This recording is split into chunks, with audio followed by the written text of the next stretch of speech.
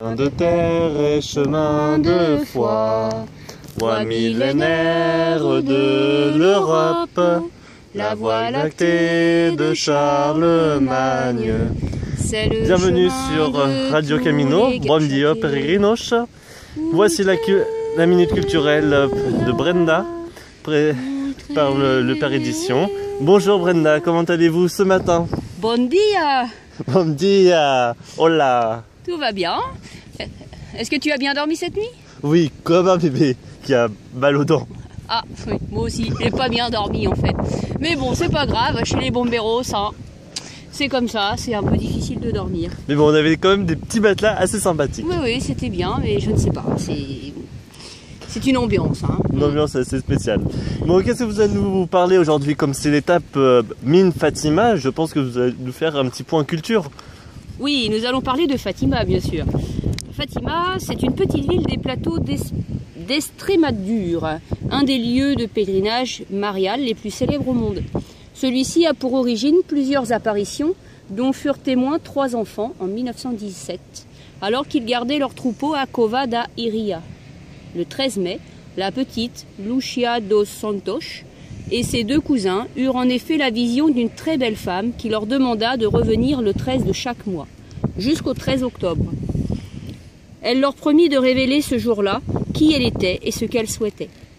Les enfants se dirent donc tous les 3 de venir à chaque mois au même endroit, accompagnés de témoins de plus en plus nombreux, jusqu'au 13 octobre où l'apparition se présenta comme Notre-Dame du Rosaire. Elle exhorta les fidèles à changer de vie et à prendre l'habitude de réciter le chapelet. La foule était alors d'environ 60 000 personnes. Un grand nombre de témoins, de même que ses enfants, déclara avoir vu le soleil tournoyer pendant plusieurs minutes.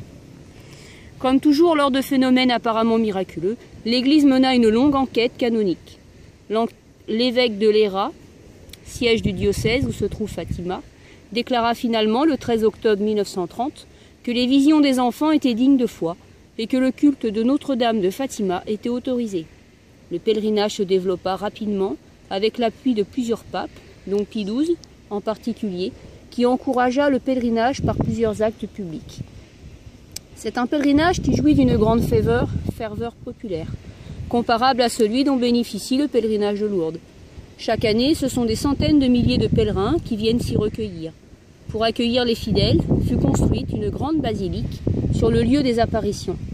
Contrairement à ce qui s'est produit à Lourdes, cependant, les autorités religieuses ont veillé à ce que les diverses boutiques d'objets de piété et les installations touristiques soient tenues nettement à l'écart du sanctuaire.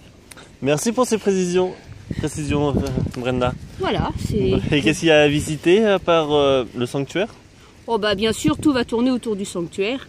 Donc une basilique néo-baroque construite en 1928 et 1953 avec 15 autels dédiés aux 15 mystères du rosaire, la chapelle des apparitions au cœur du sanctuaire, un musée d'art sacré et d'ethnologie, musée des apparitions de Fatima. Bah merci Brenda. Voilà. Merci. Bon bah bon chemin à tous, bon chemin Brenda. Ultreya. Et à ce soir pour le 20h. Au revoir, bisous.